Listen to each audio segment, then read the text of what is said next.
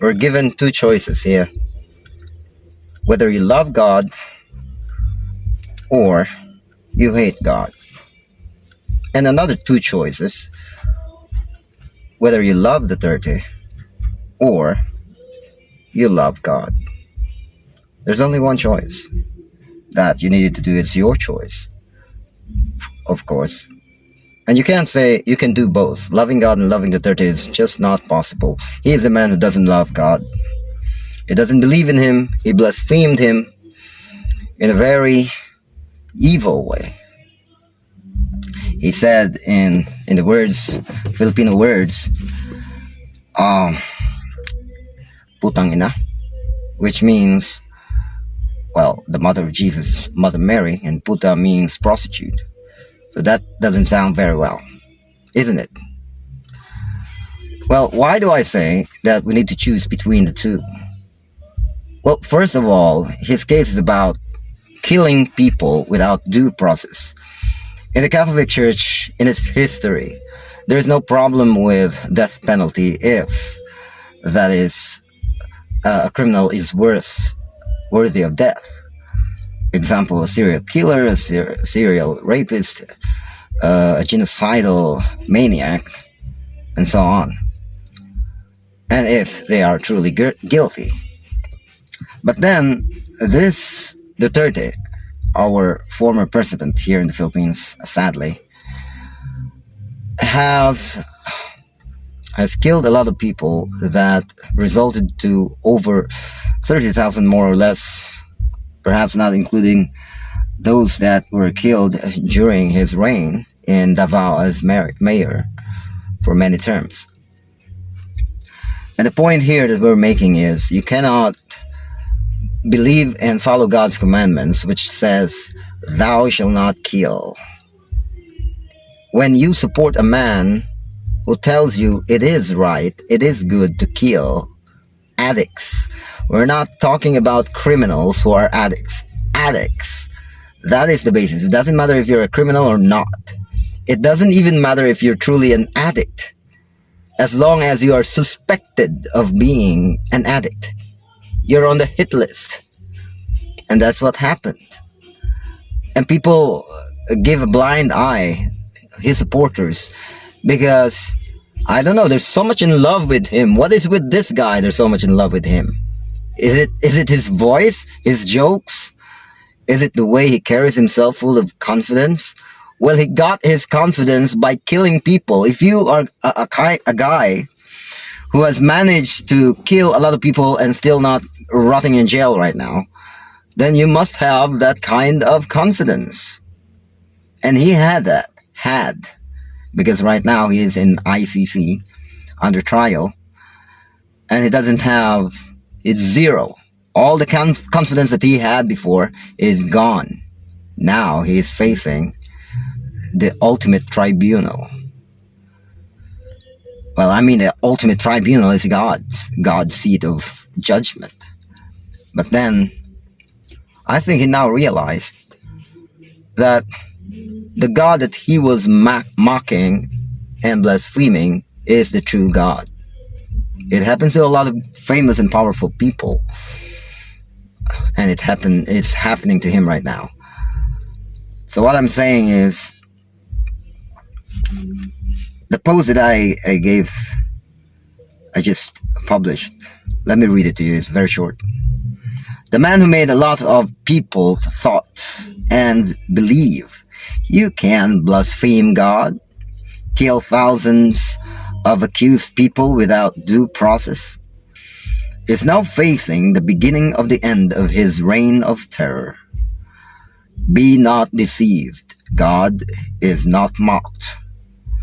Galatians 6:7. God is not mocked. He cannot be mocked. You may try all your life, every day, but someday you're going to die, and someday you're going to face God's judgment.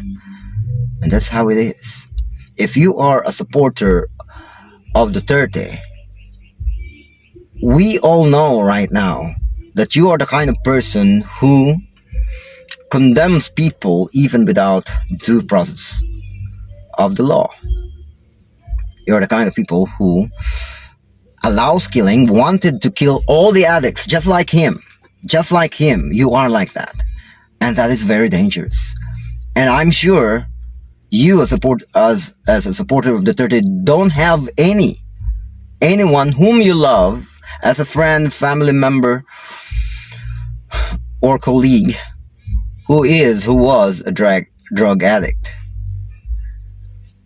And that's the reason why you sided with Duterte, because you cannot feel the weight. You cannot feel the suffering and the pain of being the victim, wrongfully having done crime upon. And so we pray. You can't pray for Duterte. You can't. He doesn't believe in God, and his God is Kibuloy. Kibuloy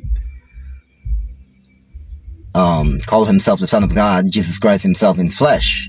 In our modern times, then Duterte is his friend, trusted friend. We don't even know how deep this friendship goes, or he is like a puppet of Duterte, where Duterte, I don't want to talk any other more issues, but they're that very close.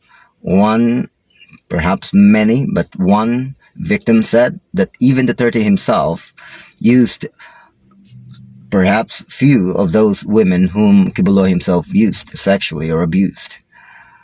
And that is something very appalling.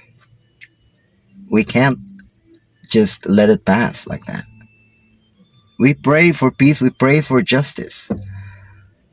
Do we pray for his acquittal or salvation? I don't think so. Salvation to enter heaven? I don't know if those thousands and thousands of victims would have justice if that should happen. Well, God is the judge. But, people commit all sorts of sins. If you, as a Christian, commit a very tiny sin, you would have a hard time repenting. And you, before God, would have all the shamefulness that you will feel, and that you would go to that person really and let go of your pride. Let go of your pride and just say sorry, and how could I make it up? Even with just a single tiny sin that have offended the brother or sister. But this guy has killed thousands, has encouraged and enabled the police force of all ranks to do what he was intending to do, which is to kill, and they did it. And they're going to face justice. The justice of the land and the justice of God. And we for ourselves, Christians, we are not perfect. We're sinful. We were sinful. Some of us are. I mean, perhaps few of us have already changed our ways. It's not our business to judge people. It is our business to do God's will. And God's will is about protecting people and serving justice. Serving God himself and not ourselves. This is not for myself. It's for God. It's for the victims.